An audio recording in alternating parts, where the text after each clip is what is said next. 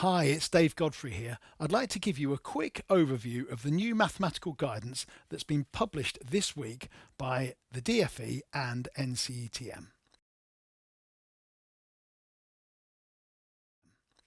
It was published on the 6th of July. It's a big document. There's 335 pages within it, although there are particular year group documents that can be found at that website. So let's take a look inside. The publication aims, well, there are two aims. The first one is about coherence, core concepts, and progression across the year groups. And the document also seeks to highlight the most important knowledge and then to make connections across mathematical topics. There's some important points to note.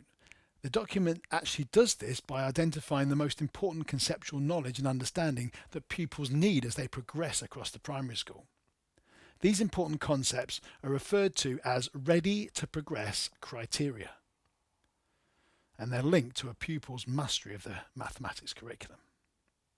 It's worth remembering this document does not cover all of the mathematics curriculum. That still remains statutory, so we have to teach aspects that aren't covered in this document. This document talks about the priorities, and these are summarised in the ready to progress strands. There are 6 strands. Each of them has its own code, and it's worth noting that the measurement and statistics aspects have been covered in the number criteria, and there are elements of measurement to do with shape that are in the geometry strand. So a lot of the primary curriculum is covered at the most important aspects. Let's take a look at number and place value. Within number and place value, in year 4, there are 4 strand statements. These are the 4 strand statements. And then across the year groups, we do get a sense of progression, because here these 6 statements from year 1 to year 6 are talking about our linear number system.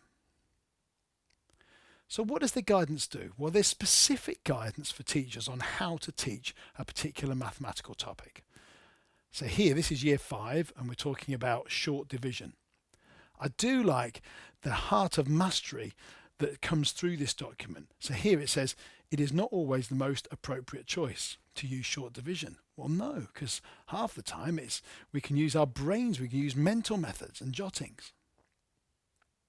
In the document, there's a lot of mathematical representations.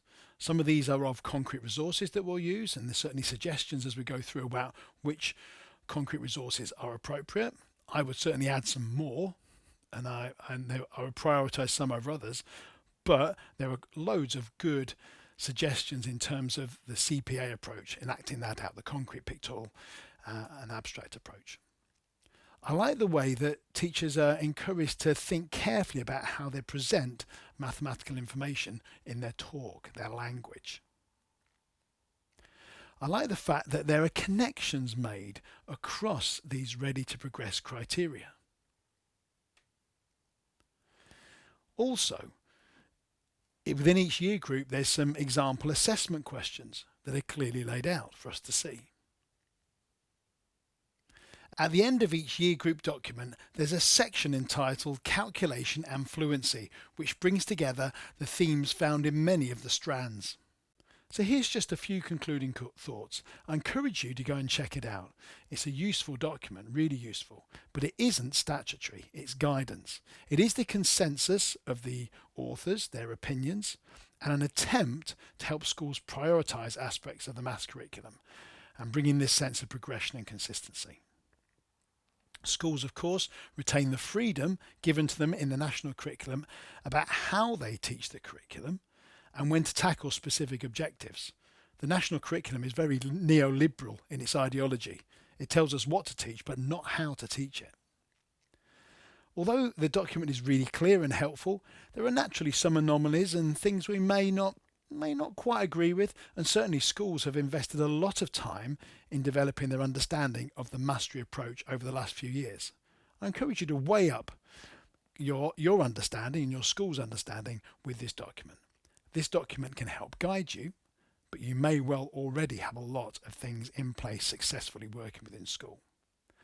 Overall, I think it's a really welcome, well-structured and helpful document that does reflect the government's current drive for the mastery approach. It clearly highlights key mathematical concepts, provides a helpful framework and a clear progression, and that sense of cohesion that many schools really, I think, will find very helpful.